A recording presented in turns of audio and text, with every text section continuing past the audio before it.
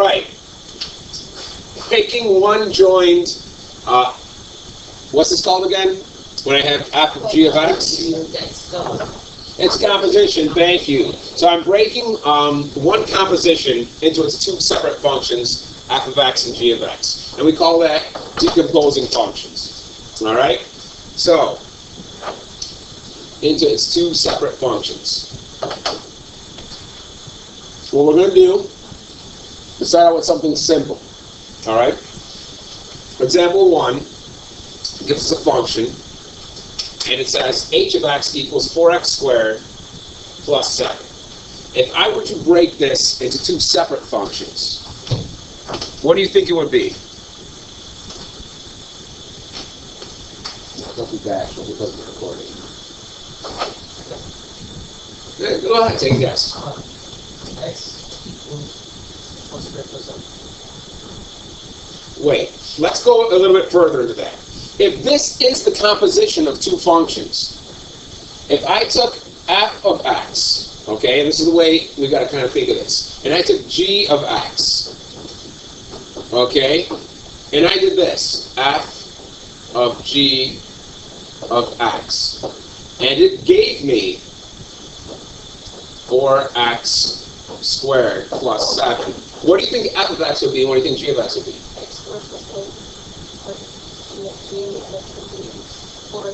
Yes, that's exactly it. How did you get that? Because I was doing the formula thing. It's like whatever's inside of the parentheses goes inside where x is. So I'll just put x where 4x is, and I've got goosebumps. Yes, thanks, because that was phenomenal. You take this function, right, and we put that into this function. The only thing that looks like it's being inputted here is this 4x, right? So my g of x has to be 4x. Well, doesn't this have to be a placeholder? 4x goes into what? Whatever values in here goes into the x of the other function, right? So this would ultimately go in for the x. And you know what? It's kind of easy to tell in situations like this how come. Parentheses. That was actually inputted. All right? It's a starburst. That was phenomenal. All right. Let's try and do another one. Here we go. Now that we kind of got this, we can do this. Just by looking at this right now. What do you think my f of x is going to be? And what do you think my g of x is going to be? Keeping in mind that this whole thing right here is f of g of x. G of x is x plus 1. How did you figure that out? Yeah, look, I put x plus 1 in here, and I put x plus 1 in here. So this has to go into the original function. So I know my original function is going to have a plus 4 at the end, because I don't put anything there. I know it's going to have a minus 3 here, but what do I got to put here and here for parentheses? In x, because that's what it goes in for, right? It goes in for the x, doesn't it? So this parentheses kind of becomes an x squared minus 3 times this parentheses, which is an x, plus 4. Because when I input something in there, it will replace this x, and it will replace this x. So I'll call this x squared minus 3x plus 4. That was fantastic. Decomposing functions, the third example. This time, my h of x equals this, the square root of x cubed plus 1. That is what this equals. So now, if this is f of g of x, then what's my f of x? And what's my g of x?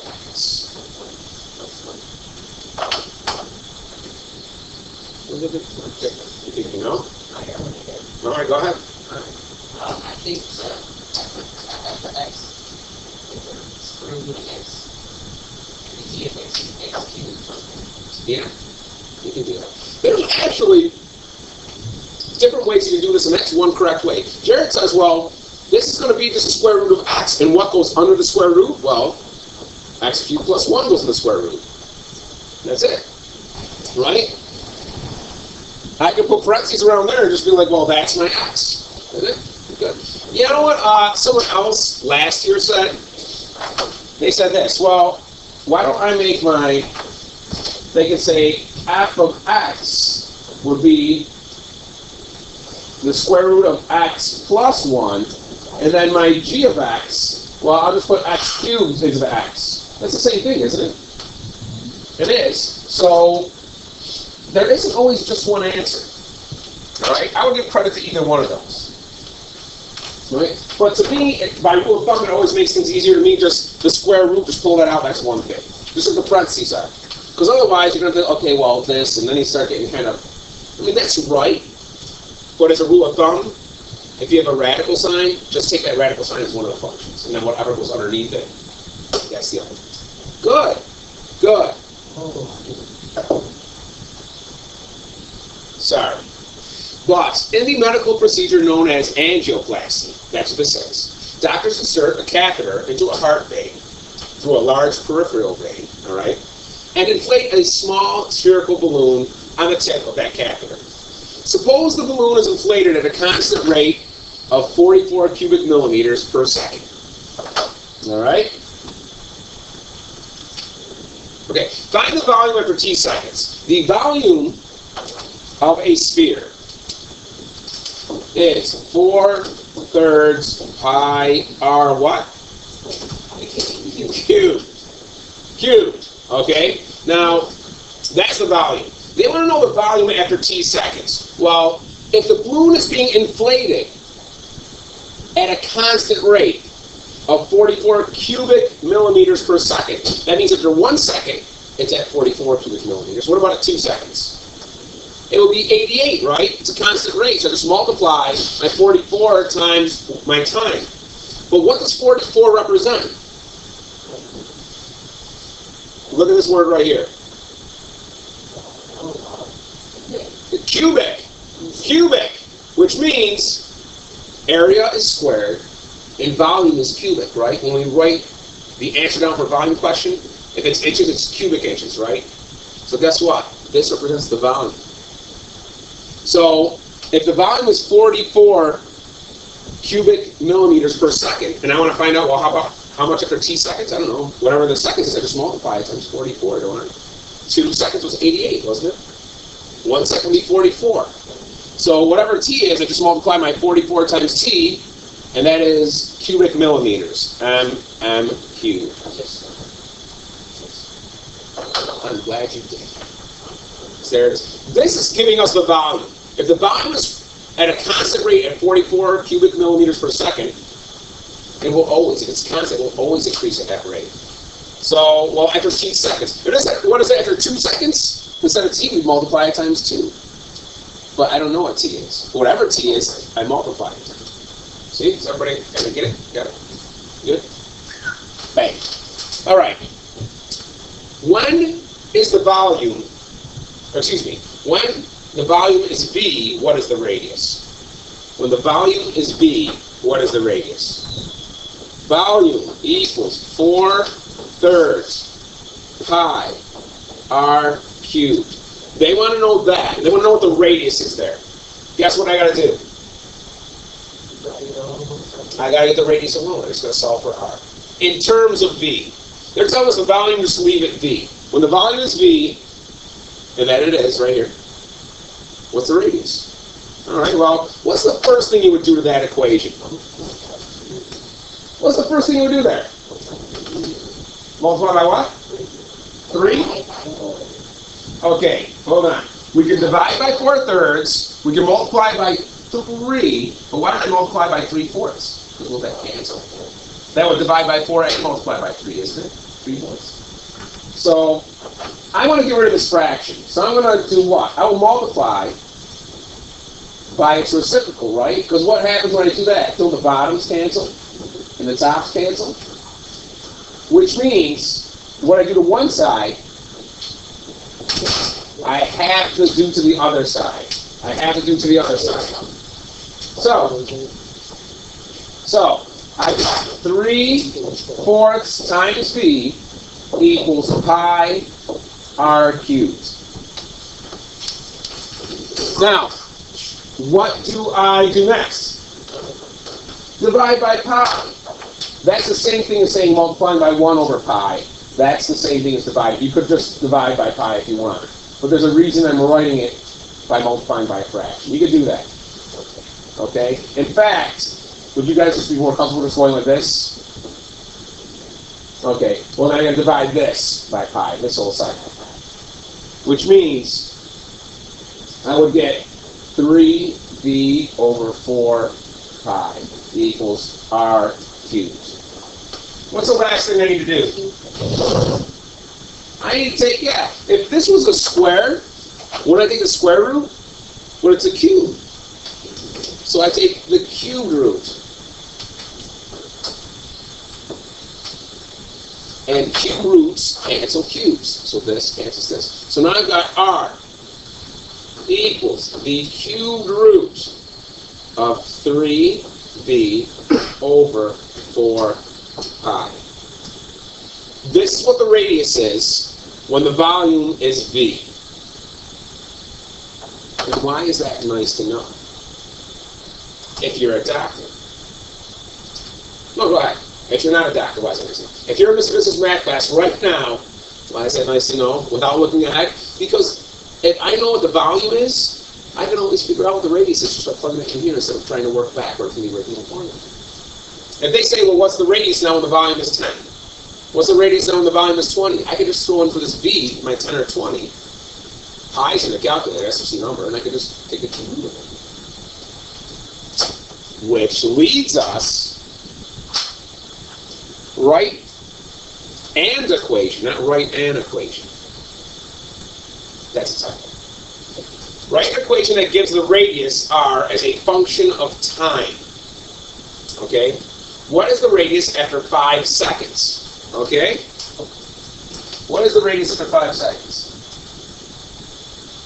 Alright, so all we're going to do here is we're going to take the answer for A and the answer for B and work them together. Okay? So, for A, what do we figure out the volume was? Volume was what? 44 times whatever the time was? Okay, follow along. And for B, we figured out the radius was what? Radius was the cubed root of 3 times the volume over 4 times pi, right? So if I want to find the radius in terms of time, okay, I will write it like this. Here's my radius, but I'm going to do it in terms of time, which means the variable should be a t now, shouldn't it? But I have a v here. I have an equation for radius, but it doesn't have a t, it has a v. Guess what I can do? What is v? Yeah, so I can substitute this in for my v now. So instead of doing 3 times v in the top, it's going to be 3 times 44t, because 44t represents. Does that make sense? So I'm going to do the cubed root of 3 times, instead of volume, I'm going to put my 44t in for volume, because that's what volume is, all over 4 times pi. That is an equation, or a function, of radius with respect to time, because now we have a t in here instead of a v. That's it. Now, what's the radius after 5 seconds? What do you think I'm going to do? Yeah, I'm just going to plug. I want to find the radius when time is 5. So what do? I just plug a 5 into t. Yes, use your calculator. Yes, put the pi symbol there. Don't do 3.14. Above the caret in the calculator is actually the pi symbol in blue. Type that in just like that. Where do I get the cubed root symbol? Where in the calculator? Math number of what? 3 or 4? 4. I will do this up here. You will do it there. And we'll see if we do the same thing. All right? And that'll be done for today.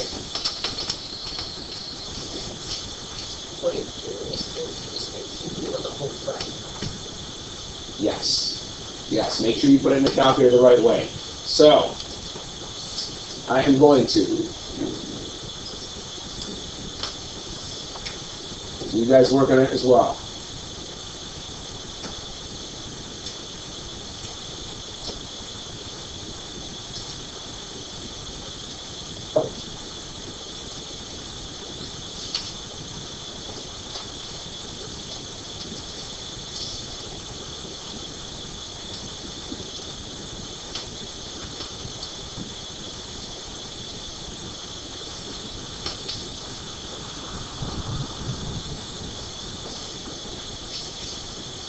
You guys have some answers? Yeah. Yeah, wait, you two, I know you're gonna right. Anyone else? Sometimes just looking at an answer. Did you get one? Does it match what I have here on the board? Did you get that on the board? Okay. It is the radius at time is 5 for this situation, for this educator, for this person who needs their artery worked on to prevent a heart attack, is 3.7, we'll call it 3.745. So we'll say that is approximately, we will make these wavy lines. And that is, what's my label? Millimeters. Is it cubed? Does that represent volume? No. Is it squared? Does that represent area? It's just the radius. It's just millimeters. And why is this important? Number one, for you that want to go to school to become doctors. And two, for you that want to keep on eating McDonald's and end up on a table with a doctor who should know this. Because your artery is only so big. You better know, okay, I'm going to inflate this artery. Okay, stop me at 4 seconds. And then someone comes and starts talking to me. Oh, hey, what's going on, Chuck? Hey, Doc, what's happening? What are you doing? Angioplasty. It's okay, it's cool. Next thing you know, 13, 14 seconds go by. You will inflate that balloon to the point where you will burst that man's artery. And guess what? The good thing is he won't sue you. Because he will be dead. His family will sue you. You need to know this stuff. And, they have it out there, and the doctors have to sit down with a piece of paper or pencil and do it out. But someone has to for the doctor. Someone has to. The guy that programs the machine to make the beeping sound when it gets to a certain point. That computer programmer has to. I know. Okay? So is this stuff relevant? Yeah. Is it relevant for you? No, you might not be a doctor. Is it relevant for you if you ever have a clogged artery? You better hope someone knows that.